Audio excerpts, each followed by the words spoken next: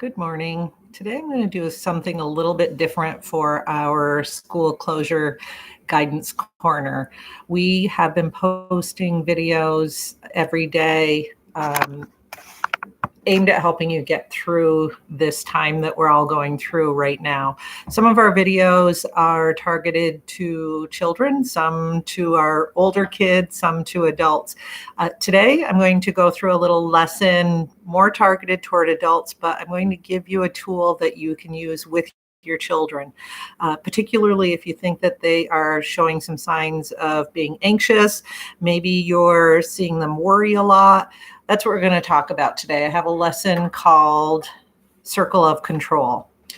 First of all, I just want to talk a little bit about some of the things that can cause anxiety. Anxiety sometimes can be caused by trying to control the uncontrollable, or even worrying excessively over things that we cannot control. And a lot of, when you think about worry and what it is and what it accomplishes, worrying without doing anything else accomplishes nothing. Worry is a big waster of our emotional energy. It takes up a lot of our energy. And if we aren't taking any steps to change what is worrying us, then it does no good. And then if we do worry a lot about something, if we start to have anxiety over it, it can trigger our fight, flight, or freeze response. And this response is a natural protector within our brains to help protect us from real danger. But sometimes that response doesn't help us. Sometimes in situations like this, we get into a situation where we freeze. We feel overwhelmed by what's going on around us, and we freeze, and therefore we don't take any steps to help us change the things that we can control. So the lesson that I have today is called Circle of Control, and I have one that I'm going to show you. This is a lesson that a lot of my kids have already seen. If I'm working with somebody who is feeling anxious about something, they're having a lot of worries, this is very often the first thing that I will do with those people. So it's pretty simple, called Circle of Control, because we set it up in a circle. We have two circles. We have our outer circle, our inner circle. The inner circle says I can control. The outer circle says I cannot control. So I'm going to read you what I wrote in my circle of control, in my outer circle, the things that I cannot control, starting with the weather. And that's an example that I use a lot of times. I use it with kids. I use it with adults. We all worry about the weather, I think, at one time or another. We have a big game coming up. We have a big event. We are wanting to travel somewhere, and there's bad weather coming. We worry about it. We think about it. We talk about it. We spend a lot of energy just worrying about the weather that's coming up that may spoil whatever we have going on. And that's kind of a simple example because we all know we can't control the weather. So that's usually my first example I give. So other things that I have are other people not following recommendations for safety, need to work from home, control COVID-19. I can't control canceled events or school closure. I can't control being away from friends. So those are all things in my outer circle, things that I cannot control. I could add a lot more, but those are the things that were on my mind. I also put my dog barking when a car drives by. When I was doing this, my dog was barking, and so that was on my mind. So I added it to my things that I can't control. So then in my inner circle, and I usually start with the outer circle because those are the things that kind of, if we're worrying about things, those are the things that are on our mind. Those come more easily, and that's what we're focusing on right now anyway, is the things we can't control. And then we move to the things we can control. And a lot of times it's helpful if you have the things that you can control.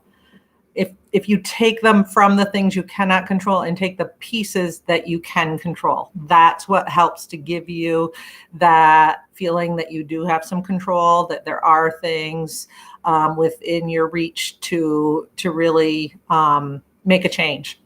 So I cannot control, everything having to do with COVID and that I'm stuck at home. But things that I can control to help me feel a little bit better is I can control how I eat. I can control my exercise routine. One of my things was being away from friends. I put that I can find different ways to socialize.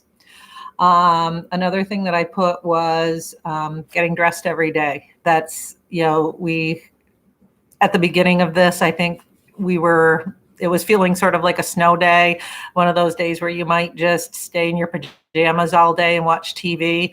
But one thing that's helping me to feel more normal and more like I can get things done in a day is just getting up and getting dressed every day. I can drink enough water. One thing I put is if I watch the news. For me, a big source of anxiety was constantly having the TV on to news, and there's not a lot of good news right now.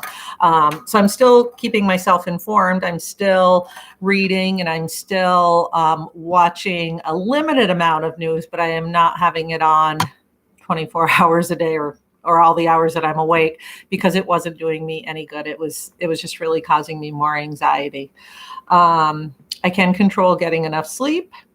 And then my last thing I put was organizing my homework area. I was feeling sort of unproductive, feeling like I was working from home, but I wasn't getting enough done, and that I just felt like that was kind of out of control. So I just took control of my work area. I had one area with things set up and organized, and that helped me feel a little bit more in control.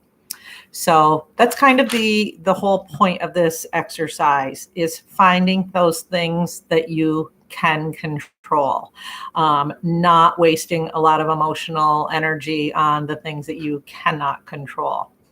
So I think this is a good exercise for us as adults to do. Also, something good for you to do with your child. Like I said at the beginning, if you're seeing signs of worry, signs of what you might feel like is anxiety, it's a great exercise to do with your kids. Just draw those 2 circles, talk to them about things that are on their mind.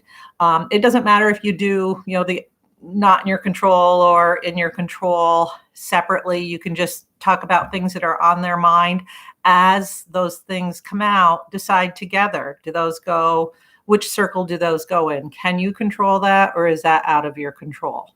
And that's the way you can fill in your circles. And then once you get everything into their circles, then you can really focus in on those things that you and that your child can control, and that can help rein in our anxiety, our worry.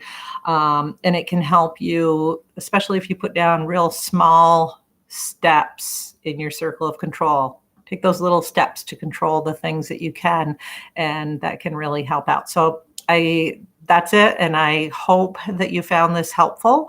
And I hope that you find all of our videos that we're posting on this page helpful. We'll continue to do them every day for as long as we're in this current situation. Have a great rest of your day.